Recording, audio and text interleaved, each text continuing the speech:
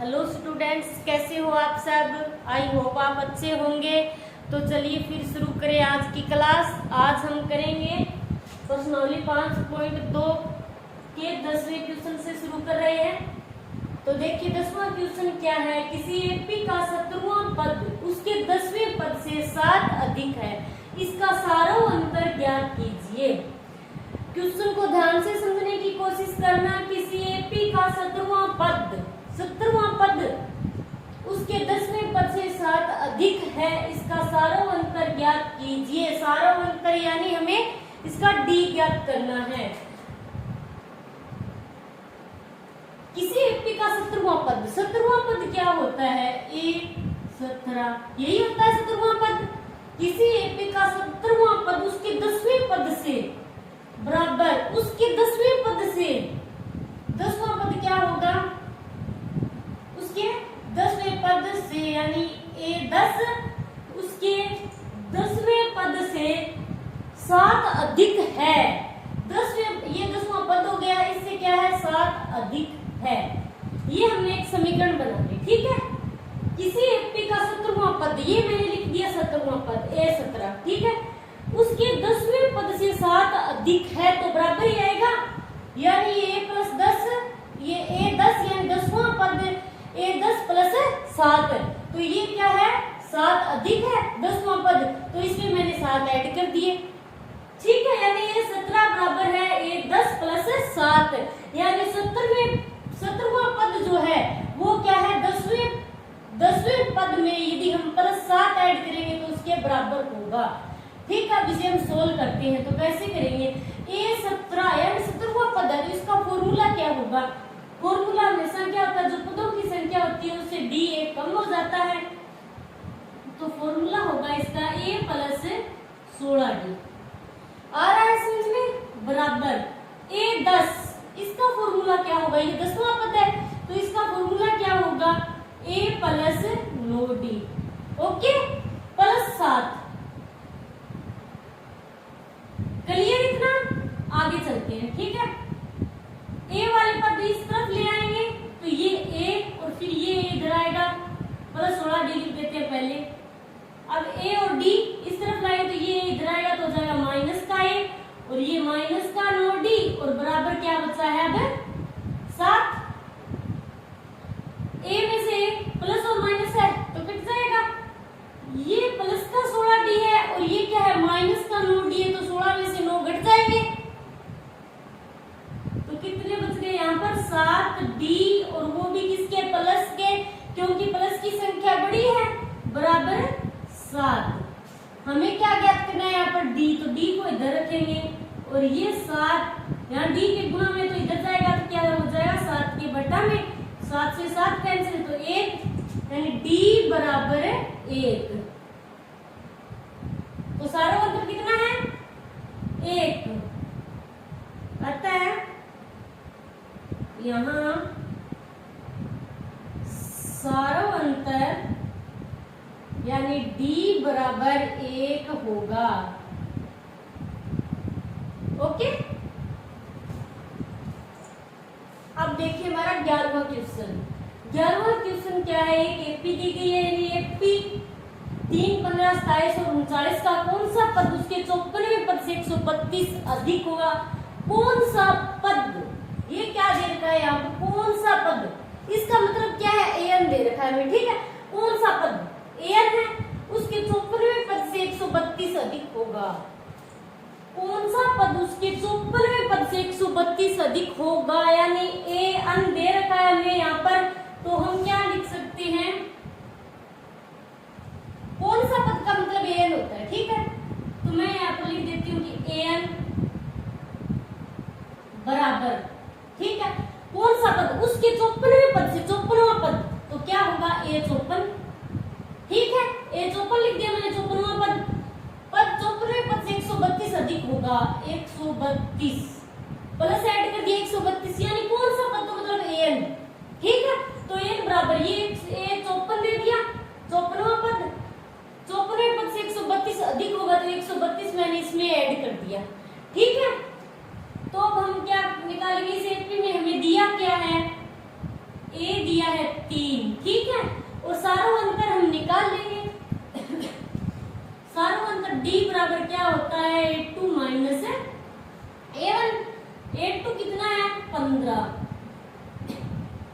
-3, तो कितने बचे यहाँ पर, यानी 12, तो b बराबर 12। ये हमने सारों अंतर निकाल लिया है, ठीक है। अब हमें ज्ञात क्या करना है, यहाँ पर कौन सा पद उसके 54वें पद से 132 अधिक होगा, हमें यहाँ पर n ज्ञात करना है, ठीक है। तो ये हमने समीकरण बनाई थी, an बराबर a54 और प्लस 132, an बराबर a54 और प्लस 132, ठीक है। इस समीकरण से हम कैसे सोल्व करेंगे इस क्वेश्चन को, an का फॉर्मूला क्या होता है, वो फॉर्मूला लगा देंगे हम यहाँ पर, a plus n minus 1d, यही होता है फॉर्मूला, बराबर a54, यानी 54वां पद है, तो इसका फॉर्मूला क्या होगा, a plus 53d, a plus 53d और प्लस 132, ठीक है। अब हम क्या करेंगे, मान रखेंगे फॉर्मूले में, ठीक है। हमें a कितना दे रखा है, 3, तो a किस जगह हम लिख देंगे 3 प्लस n हमें ज्ञात करना है, ओके।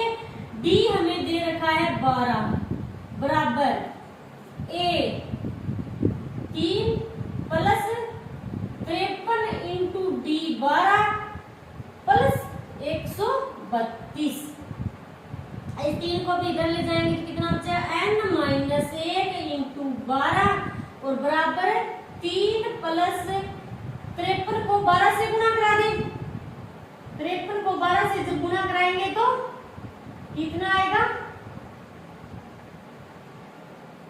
636 और प्लस 132 और ये 3 इधर आएगा तो माइनस का 3, ठीक है। अब प्लस प्लस को जोड़ देंगे और फिर माइनस घटा देंगे, ये तीनों क्या है, प्लस के हैं, तो इन तीनों को हम जोड़ देंगे, 636 प्लस 132 और 3, ये हो गए 771, 771 में से हम 3 घटा देंगे, ठीक है।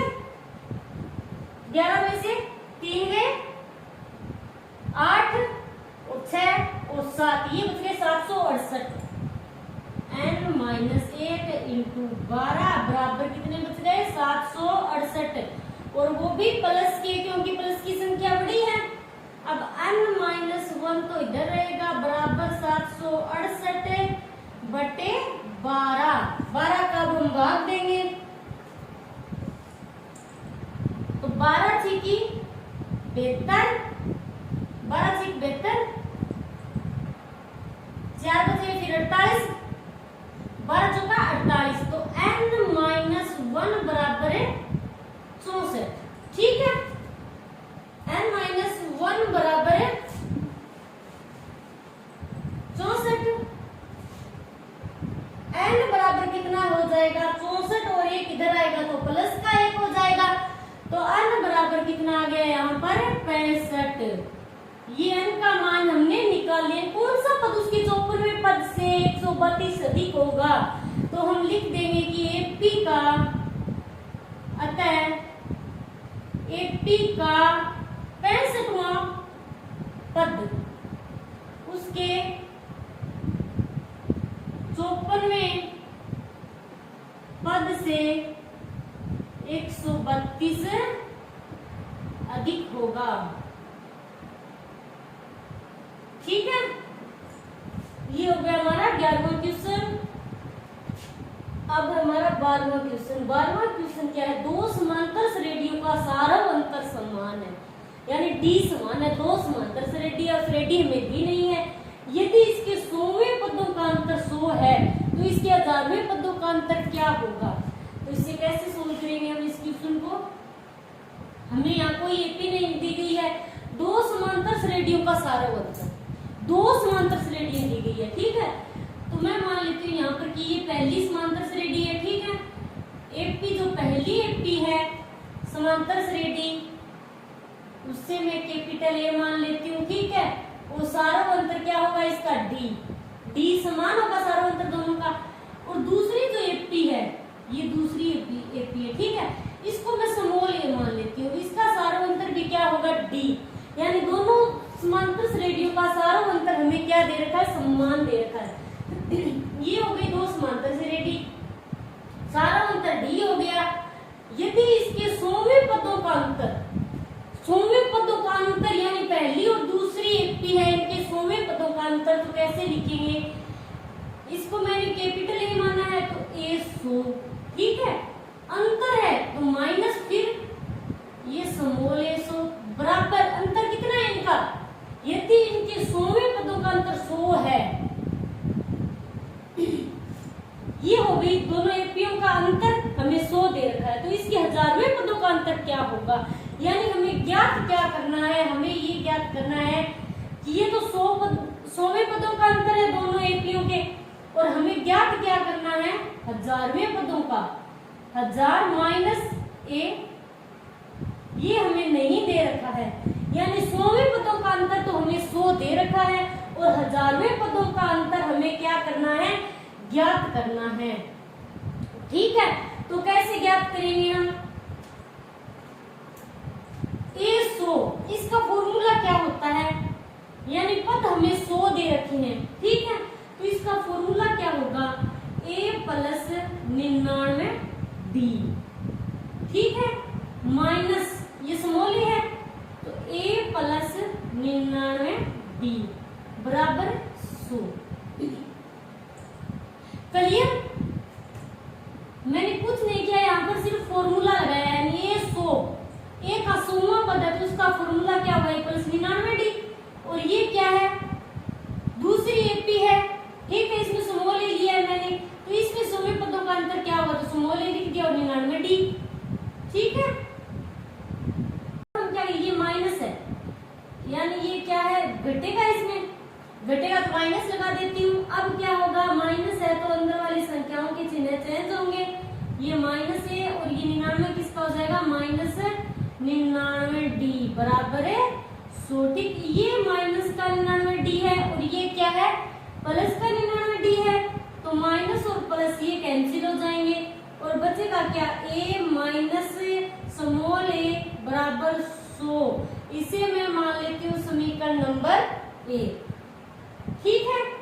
अब हम क्या करेंगे, इसे सोल्व करेंगे, तो कैसे करेंगे, हमें क्या ज्ञात करना है कि दो एपी है, उनके 100वें पदों का अंतर तो हमें दिया गया है और हमें 1000वें पदों का अंतर ज्ञात करना है, ठीक है।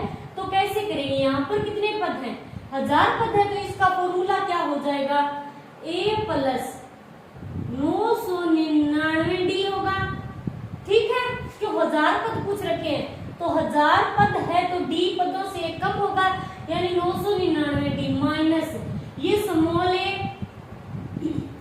ए प्लस 999 डी, और ये माइनस है यहाँ घटाना है तो पूरे में ब्रैकेट लगा देते हैं।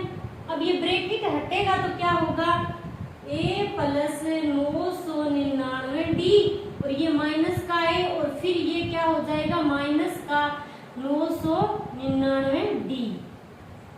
अब ये माइनस का 999 डी और ये क्या है प्लस का 999 डी, तो माइनस और प्लस तो कैंसिल हो गए, फिर बचा क्या a माइनस ए।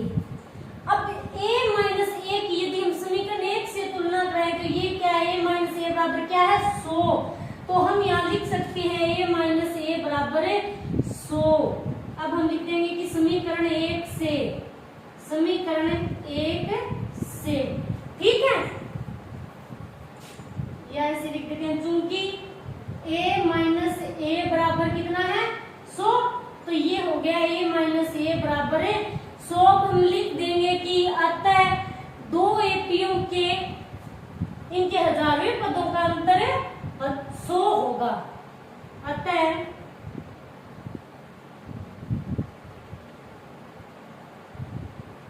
दो एपी के 1000वें पदों का अंतर 100 होगा, ठीक है। 13वां क्वेश्चन क्या है, 3 अंकों वाली कितनी संख्याएं 7 से विभाज्य है, यानी 3 अंकों वाली। सबसे पहले हम ये लिखेंगे 3 अंकों वाली संख्याएं शुरू कहां से होती है, ठीक है। तो कहां से शुरू होती है, 100 से पहले क्या होता है 99, यानी 2 अंकों की संख्या होती है। तो ये 100 से शुरू होती है और 1000 लेंगे तो कितने पद हो जाएंगे, 3 हो जाएंगे। और हमें कितनी संख्या चाहिए, 3 अंकों वाली कितनी संख्या 7 से विभाज्य होगी, 3 अंकों वाली, ठीक है। तो 1000 लेंगे तो कितने हो जाएंगे, 4 हो जाएंगे। तो हम कितने लेंगे, 100 से लेकर 999, ठीक है। इनके बीच की कितनी संख्याएं 7 से विभाज्य है, हमें ये बताना है, ठीक है।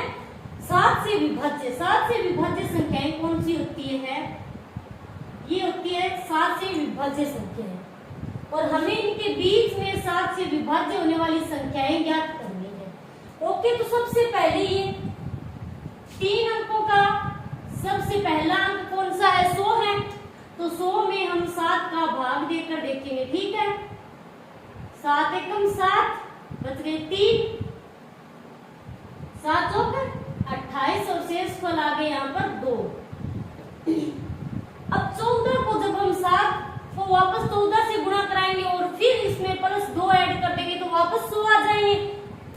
14 को हम 7 से गुणा कराएंगे तो कितने आएंगे, 98, ठीक है। 98 आ गया। तो 98 तो क्या है, 2 अंकों की संख्या है, ठीक है। हमें चाहिए 3 अंकों की। इनमें सारा अंतर कितना होना चाहिए इनका, यानी 7 से विभाज्य संख्या है तो इनके बीच का सारा अंतर कितना होगा, 7, इनके बीच का फिर 7। 98 में यदि हम 7 ऐड कर दें, ठीक है, 98 में 7 जोड़ देंगे तो कितने आएंगे, 98 में 7 जोड़ेंगे तो 105, यानी एपी हम बनाएंगे उसका पहला पद क्या होगा, 105। 3 अंकों वाली संख्याओं का 7 से विभाज्य संख्याओं का पहला अंक होगा 105, ठीक है। एपी का प्रथम पद हमने निकाल लिया। अब लास्ट पद निकालेंगे। तो लास्ट हमने 3 अंकों वाली संख्या कौन सी होती है, 999। तो 999 में हम फिर 7 का भाग देंगे, 7 एकम 7, बच गए 2, 7 चौक 28 और फिर एक 7 दूनी 14, फिर 5 शेष बच गए, ठीक है। तो ये कौन सा 142 को हम 7 से गुणा कराएंगे, यानी 142 को 7 से गुणा कराएंगे, ये हो गई 994। तो लास्ट पद हमारा क्या होगा, 994, ठीक है। प्रथम पद हमने निकाल लिया कि एपी का 105 होगा और लास्ट पद होगा 999। तो हमें एक एपी बनानी होगी, यहाँ पर 3 अंकों वाली कितनी संख्या 7 से विभाज्य है। तो हम सबसे पहले क्या लिखेंगे, 3 अंकों वाली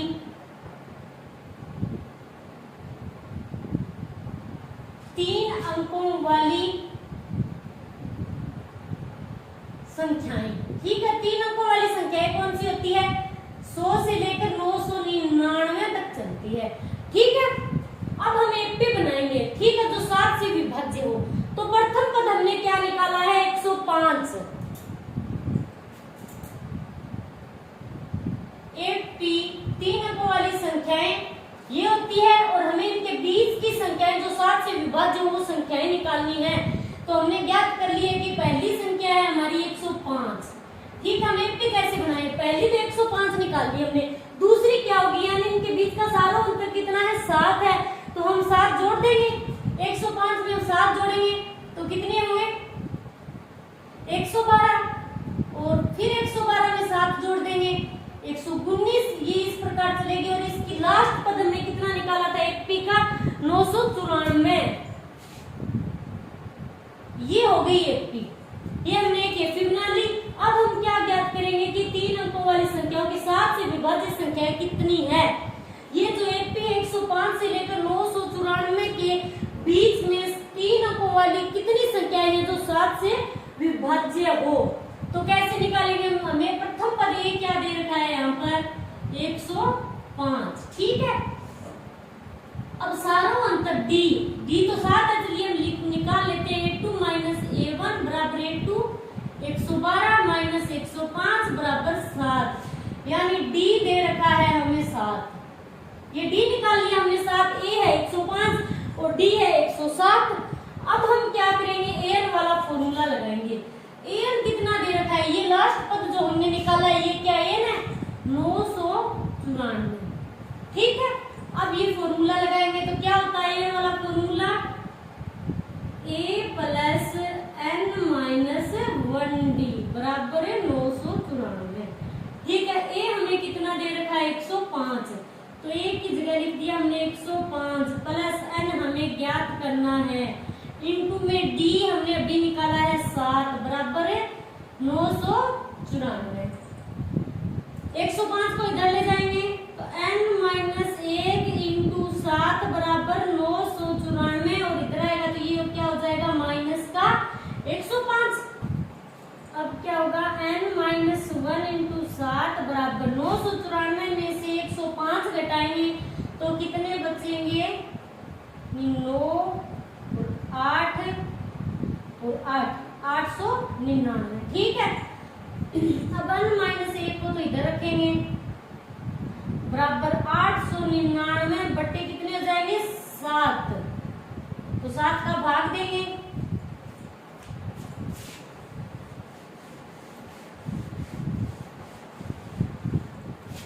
अब 899 में हम 7 का भाग देंगे तो कितना आएगा, n माइनस 1 बराबर 7 एकम 7, फिर 1 बच गया, 7 दूनी 14, 4 49, 7 7 49। ठीक है, तो n माइनस n बराबर 127 और 1 इधर आएगा तो क्या हो जाएगा प्लस का प्लस 1, तो n बराबर आ गया 128। ठीक है, यानी क्या है 3 अंकों वाली कितनी संख्याएं 7 से विभाज्य है, तो 3 अंकों वाली 128 संख्याएं अतः 3 अंकों वाली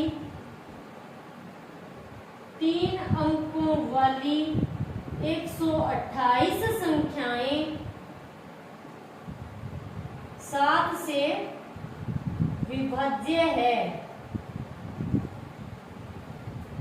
ओके, ये हो गया हमारा 13वां क्वेश्चन।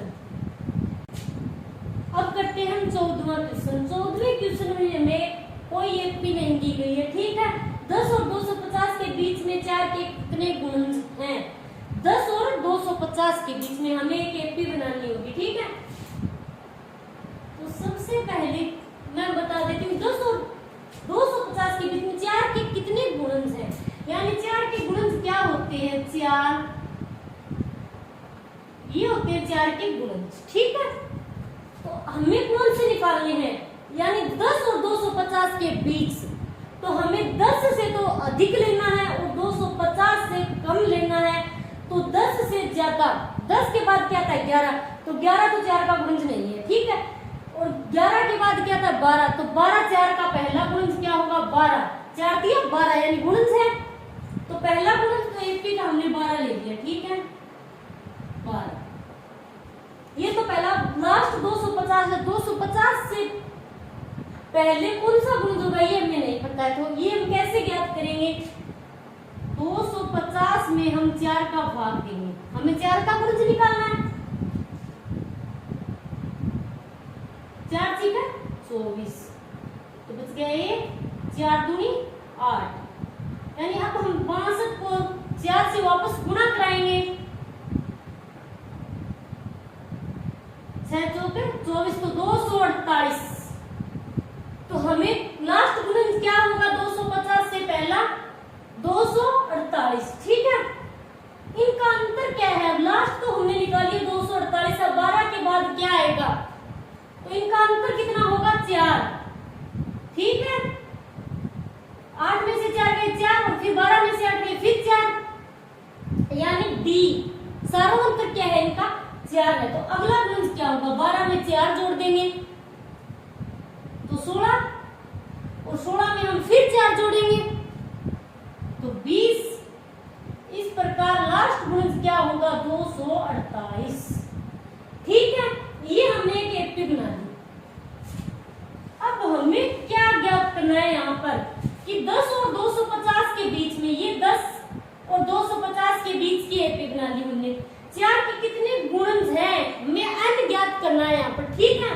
तो हम कैसे करेंगे, हमें क्या दे रखा है इसमें एपी में, तो पहला पद दे रखा है हमें 12, ठीक है। अब सारा अंतर d, तो a2 माइनस a1, ये तो हमें पता है कि 4 का है यहाँ पर डिफरेंस, ठीक है। तो फिर भी हम लिख देते हैं 16 माइनस 12, 16 में से 12 गए तो कितने बचे 4, तो d बराबर 4, ये तो है हमारा d और ये है a। अब an कितना है, ये जो लास्ट वाला पद हमने निकाला है 248, ये क्या है यहाँ पर an, ठीक है। अब हम इसका फॉर्मूला लगाएंगे और मान रखेंगे, फिर हमें n का मान मिल जाएगा। an का फॉर्मूला क्या होता है, a plus n minus 1d बराबर 248। अब हम लिख देंगे जो मान दिया गया है हमें, a कितना है 12 लिख दिया, प्लस n हमें ज्ञात करना है, इनटू में d कितना निकाला हमने 4 बराबर 248। अब n माइनस 1 इंटू 4, ये तो इधर रहेगा और ये 12 इधर आएगा, तो क्या हो जाएगा माइनस का 12। तो n माइनस 1 इंटू 4 बराबर, घटाएंगे तो कितना आएगा, 8 में से 2 गए 6 और फिर 4 में से गया 3 और 2, 236। अब n माइनस 1 तो इधर रहेगा और ये 4 इसके भाग में आएगा, 4 का भाग देंगे, 4 5 20, 3 बच गए, 4 9 36। तो n माइनस 1 बराबर कितने आ गए 59। तो n बराबर कितने हैं 59 और एक इधर आएगा तो क्या हो जाएगा प्लस का, तो n बराबर आ गया यहाँ पर 60 और हमें यही ज्ञात करना था। तो अब हम लिख देंगे कि आता है 10 और 250 के बीच में 4 के 60 गुणज होंगे। चलिए